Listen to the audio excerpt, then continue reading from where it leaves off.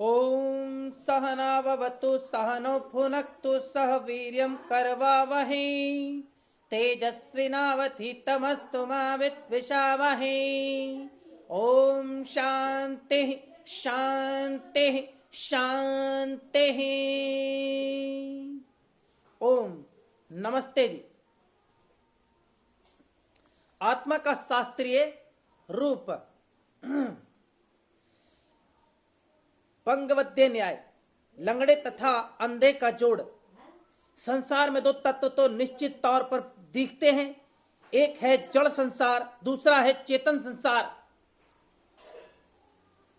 जितनी दृश्यमान प्रकृति है यह सब जड़ संसार है, जितने प्राणी हैं यह सब चेतन संसार है।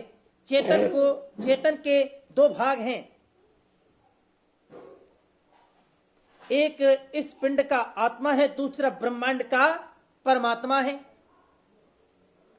हम यहां परमात्मा पर नहीं लिख रहे, सिर्फ आत्मा पर विचार कर रहे हैं। प्रश्न यह है कि आत्मा का जड़ प्रकृति के साथ अर्थात आत्मा का पिंड या शरीर के साथ क्या संबंध है। आत्मा चेतन है, प्रकृति जड़ है। आत्मा क्रियाशील है, प्रकृति में अपने आप कोई क्रिया नहीं होती, कोई दूसरा इसमें क्रिया उत्पन्न करता है। फिर इन दोनों का आपस में गठबंधन कैसे हो जाता है।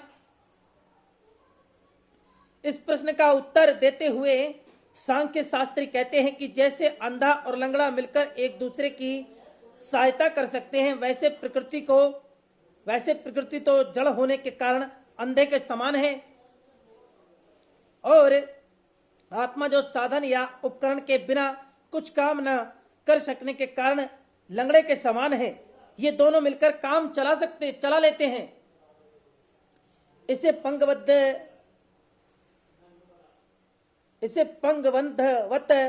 न्याय कहा जाता है। संस्कृत में पंगु का अर्थ है लंगड़ा, अंध का अर्थ है अंधा। कल्पना कीजिए कि जंगल में दो व्यक्ति हैं, जिनमें से एक लंगड़ा है, दूसरा अंधा है। अचानक जंगल में आग भड़क उठती है। दोनों आग की लपटों में घिर जाने के भय से जंगल से निकल भागना चाहते हैं। अंधा देख नहीं सकता परंतु भाग सकता है, लंगड़ा देख सकता है परंतु भाग नहीं सकता। वे क्या करें। अंधा लंगड़े को कहता है, तू मेरी पीठ पर चढ़ जा, मुझे रास्ता दिखलाता जा, मैं भागता जाऊंगा। लंगड़ा अंधे की पीठ पर चढ़ जाता है। अंधा जंगल में से निकल भागता है। दोनों एक दूसरे के सहयोग से बच निकलते हैं। आत्मा तथा प्रकृति का ऐसा ही मेल है। आत्मा अपने आप कुछ नहीं कर सकता, उसे साधन की जरूरत है। आत्मा चेतन तो है परंतु बिना उपकरण के वह अपनी चेतनता को काम में नहीं ला सकता। संसार रूपी जंगल में से बच निकलने के लिए उसे जिस उपकरण की आवश्यकता है वही जड़ प्रकृति या यह शरीर है। प्रकृति आत्मा के पुरुषार्थ साधन के लिए उसका उपकरण है। अंधे के कंधे पर सुजाखे लंगड़े के चढ़कर काम चलाने की उपमा जर्मन विचारक शोपेनहावर 1788-1860 ने भी दी है। उनका कहना है कि विश्व का संचालन इच्छा शक्ति विल द्वारा हो रहा है।